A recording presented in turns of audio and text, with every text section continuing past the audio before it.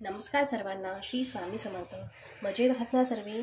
आज मी बनवणार आहे आलू पराठा. त्यासाठी मी घेतले आहे 4 बटाटे, उकडून घेतलेले आहेत हे 4 बटाटे मी.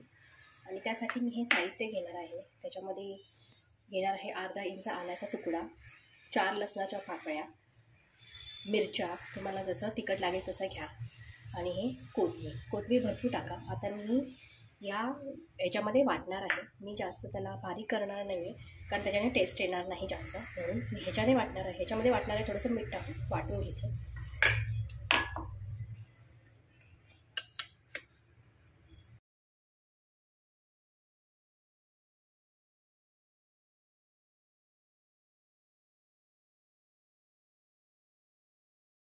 हे पहा, मी आता हे वाटून घेतलेलं आहे. मिरची, कोथिंबीर, लसूण, अद्रक वगैरे मीठ टाकून वाटून घेतलेलं आहे अशा रीतीने. आणि हे बटाट्याचे साले आहे, या काढून याचे काप केलेले आहे. चला आता आपण बटाट्यासाठी लागणारी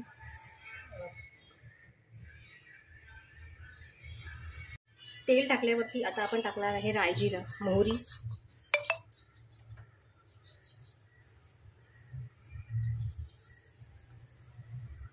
मोहरी तडतडली तर त्याच्यामध्ये टाकणार आहे थोडंसं जिरा,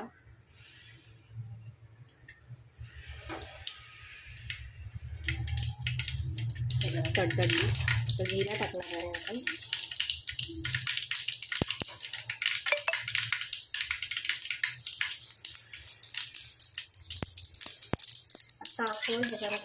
आता आपण ह्याच्यामध्ये टाकणार आहोत हे जे वाटण आहे, मी जे वाटलेलं ते तुम्हाला सांगितलेलं आहे. अद्रक, लसूण, मिरची पेस्ट, ते वाटण जे आहे ते टाकणार आहे आणि चांगलं परतणार आहे. जेणेकरून याचा कच्च्यापणी जाण्यासाठी 2 मिनिटं 1 मिनिट चांगलं परतावं.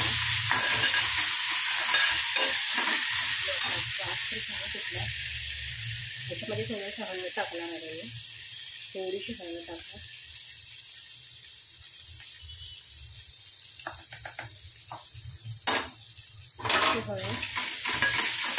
हळद टाकून चांगलं ह्याला परतवणार आहे मंद आचेवर. थोडंसं लालसर ह्याला ते करून ह्याचा जो अद्रक लसूणचा जो वास असतो तो जाण्यासाठी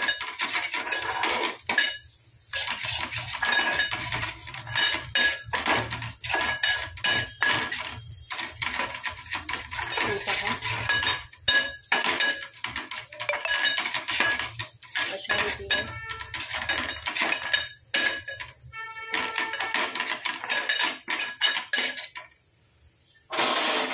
आता आपण याच्यामध्ये टाकणार आहे बटाट्याच्या पोळी, जे साल काढून कापलेले आहेत.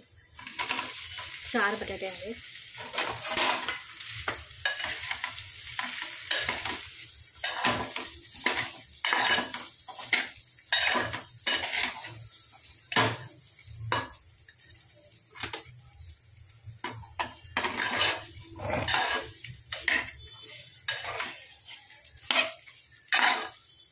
चांगलं एकजीव करून घ्या.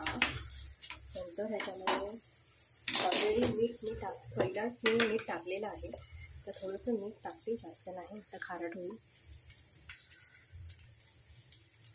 थोडंसं मंद आचेवरती एकजीव करून घेते.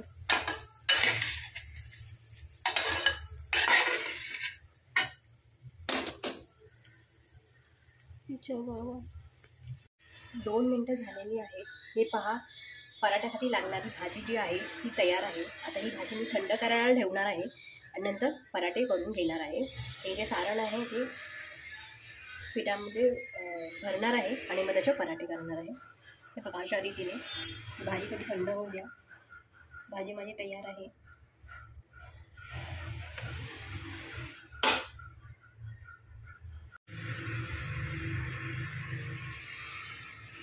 मी तुम्हाला आणखी एक करून दाखवते. हा पिठाचा गोळा घ्यायचा, हा गोळा वाटीसारखा करायचा, जास्त मोठा गोळा घ्यायचा नाही, वाटीसारखा करायचा. त्याला असं फिरवायचं आणि मग त्याच्यामध्ये ते सारण भरायचं. केलेलं आहे. हे सारण भरायचं.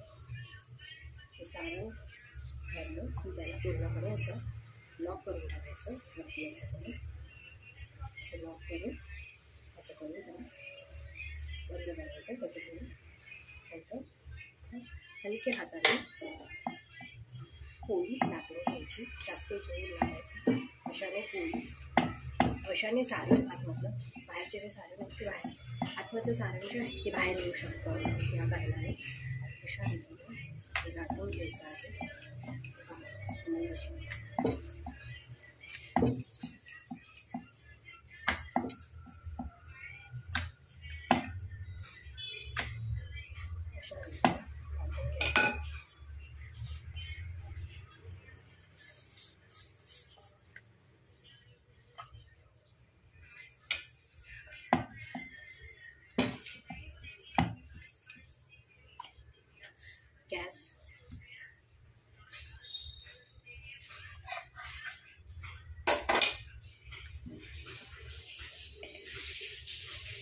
गॅस हा पार झालेला आहे. आता गॅसवर मी हा पराठा शेकून घेते. तवा खूप तापलेला आहे.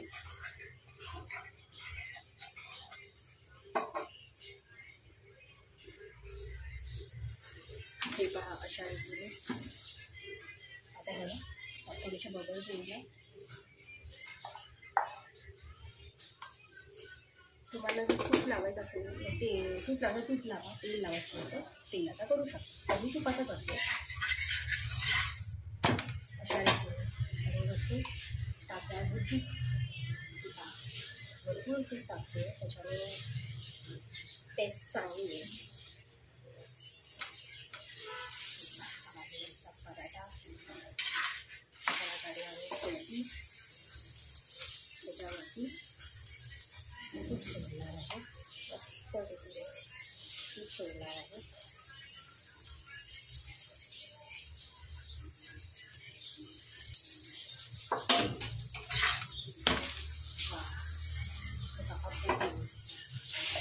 अशा रीतीने हलक्या हातून व्यवस्थित होत आहे. अशा रीतीने एक बाजू चांगली शेकली जाईल तर दुसरी बाजू पलटा.